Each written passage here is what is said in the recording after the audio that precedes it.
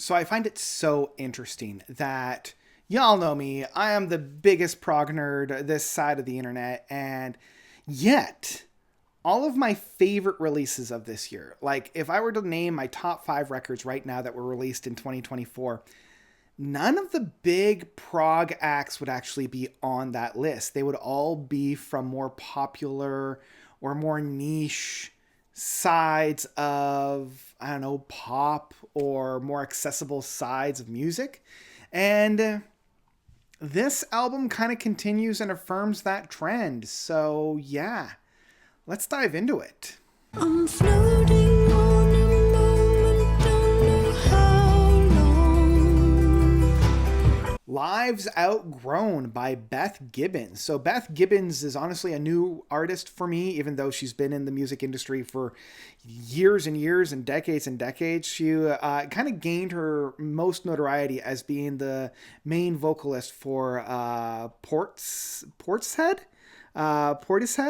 I think that's it. Portishead. I then went through and looked at, some of the other things that she's done, because when I was, first introduced to this record, I'm like, I need more of this. And she put out an album, way back in the day called Out of Seasons. She teamed up with the Polish Symphony to put out Henryk Górecki, Symphony number 3, Symphony of Sorrowful Songs. That's a little bit of a tongue twister. And yeah, now we come to, I guess, her second full-length album within so very, very long. I know that she did appear on Kendrick Lamar's record of 2022 as a couple of, I think, one guest feature on that. I'm not a big fan of that style of music, so it didn't really pique my interest. But here we have an album that, much like Peter Gabriel's I.O. from last year, is kind of a project that spans a number of decades. This is things that have been working with Beth for quite a while, and they really have distilled here. And it's reminding me of some of the later outpours from artists, those who have lived almost a full life and they're reflecting on it, and in more of like a reminiscent but sorrowful aspect. I'm thinking of albums from like Roger Waters or Peter Gabriel or Leonard Cohen or David Bowie, like all these really big prominent artists that are not necessarily doing their swan song, but at least kind of ramping up to that. And that's what I'm really feeling with here. And I think the biggest one-to-one is, in terms of writing style, in terms of song construction and orchestration, would be a Roger Waters. There's a lot of flavors on here that are very reminiscent to a Final Cut or an Amused to Death, or even Is This the Life That You Want? I think that's what his last album was called. But it moves the music even further. It's not just a reminiscing of the past and trying to capture the spirit that we had from the 70s, 80s, and 90s. This kind of takes that nostalgia and moves it more into the future. I almost want to say the future nostalgia, but that's a different album for a different time. I love how Beth is able to construct these very moody, very atmospheric, very vibes tracks that are dour, that are depressive, that are all set in like the minor key and are brooding, for lack of a better term, but still able to put a more atmospheric, I guess more optimistic little tinge to it every once in a while that I really enjoy. And this is felt right from the beginning track of Tell Me Who You Are Today, that just really has the acoustic guitar, a little bit of rhythm, but not a whole lot of like actual drumming, that does just kind of anchor the track down.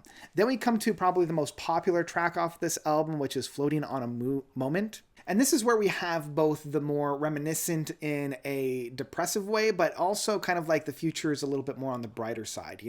We have this very almost acoustic bass style that's being found on here that is paired very beautifully with Beth's vocal works. Her singing style is so heavenly, it's so immediate and powerful, with these overly heavily, once we get into the chorus work, light, airy, almost like ethereal singing styles with these like choral arrangements within the harmonies within the vocals, as well as kind of the background sounds, a little bit on the picking of the guitar in the higher range within the scales, kind of blending and massaging the track into such a beautiful mosaic that we get just a beautiful picture at the end. But I also love the fact that Beth is always willing to experiment and always try something new. On Burden of Life, we still have that rhythm section that's found on this Drumworks, and I'm realizing like this was something that Peter Gabriel was really, really trying with on his Melt and Security records, where there were no hi-hats, no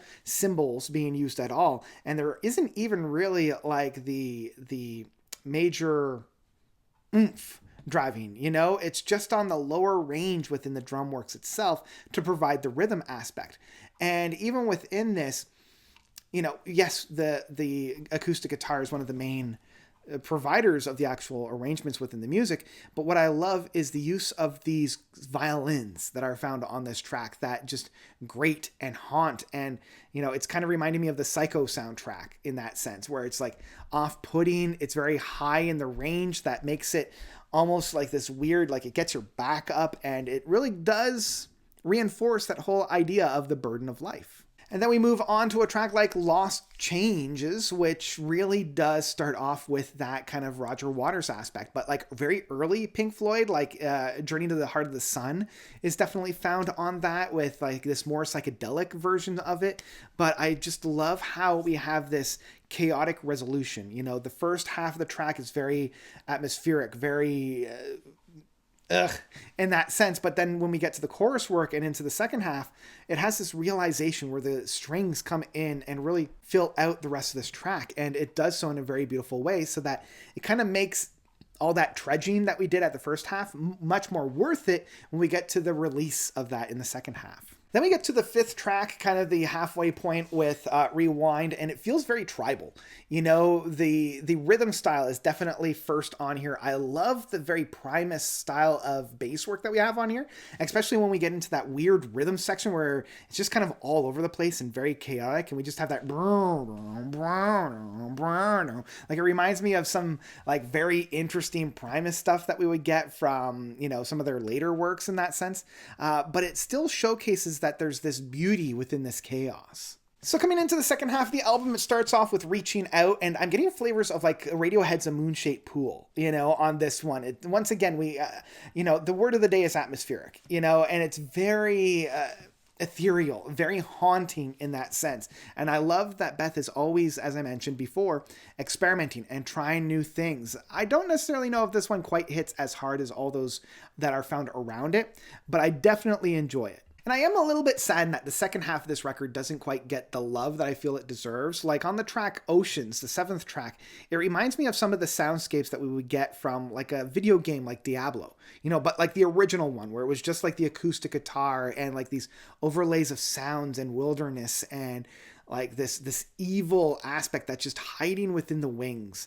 I love how it's, kind of congealing just within that one essence of it. And the same can be said with For Sale. And I feel like For Sale is kind of doing the opposite of Rewind, where it's the first half of the track that's very atmospheric and very uplifting and very bright and colorful, that we then get this like really strange harmonizations within the vocal works. It's got this kind of off kilter, this uncanny valley that like gets my ears to peak and being like, wait, something doesn't quite mesh or work here, that I still end up loving. And then we come to Beyond the Sun, and again, that early Pink Floyd psychedelia of a Roger Waters track is definitely found on here. We have these overlays of sounds and this psychedelic soundscape that's being played on here. Like there's accents within some of the instrumentations that I'm like, ooh, that's something like Syd Barrett would really, really love and really play with on there. And the album ends off very perfectly with Whispering Love, which is just that breath of fresh air. After so much torment, after so much grating and tightening of coils, this is just that release, and it's not a big bombastic crescendo. It really is just a breath. It's like the big storm has passed, and now like we're starting to get sunlight through the clouds. It's not quite that big, bright, and sunny day, but the storm has passed, the rain has stopped, and we're starting to get hints of the sunlight. And I love how intimate this track is. I love how personal this track is, and it's just such a great way of ending it all off. And even though there's this weird kind of sound that's on it, like this, for me, it's like the swing set that is slowly kind of blowing in the wings, or a bird that's doing its like morning call in the morning. I think it's a great way to end off the album. So in the end, Outgrown Lives is one of my favorite records of the year so far. I can't stop listening to it. It just invites me back every time. And every time I sit down and listen to it, there's something new to discover and to enjoy. I can't get enough. I've been listening to it over and over and over again. So my overall rating for this album is Outgrown Lives by Beth Gibbons is one that I absolutely love with my whole heart. I fully understand and get that this isn't necessarily the kind of music that my audience comes to me for recommendations. It's not the big prog masterpiece. It's not the big metal, blow down the doors and brutal style of music. But I think in terms of an art form, in terms of self-expression, I can't help but recommend this. This one absolutely gets the Moat seal of approval. This one is a walk, don't run to go and listen to. If you haven't listened to it already, I think you're going to really love this. If you're a fan of Peter Gabriel or Kate Bush or just music in general, I think you're really going to find something beautiful about this record. And that's where I'm going to leave it. That's my thoughts of Outgrown Lives by Beth Gibbons. What did you guys think about this record? Did you love it? Did you hate it? Whatever you thought, please let me know by commenting down below, because that's where I'm going to leave it. So thank you all so much for watching. As always, you guys are definitely the best. And until next time, notes out.